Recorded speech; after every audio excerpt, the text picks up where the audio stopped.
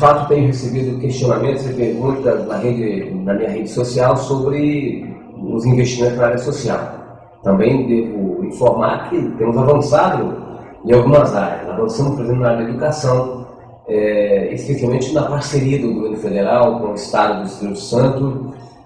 Conquistamos nesses últimos anos 12 novas escolas técnicas no Estado do Espírito Santo, conquistamos o centro universitário em São Mateus, conquistamos o centro universitário em Alegre, conseguimos ampliar a Universidade Aberta do Brasil, que é o ensino à distância para 26 polos, 26 municípios do Estado do Espírito Santo.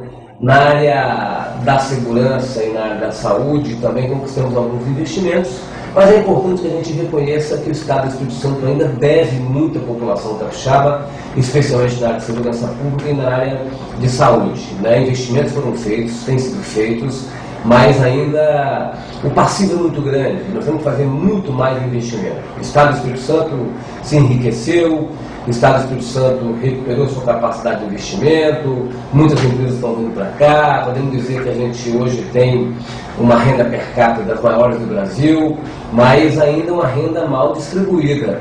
E se nós queremos dar uma atenção na área social, o que a gente tem que fazer agora é tentar transferir a riqueza, que é uma riqueza do Estado, que é uma riqueza de algumas empresas, para a população. Como é que você transfere a riqueza para a população?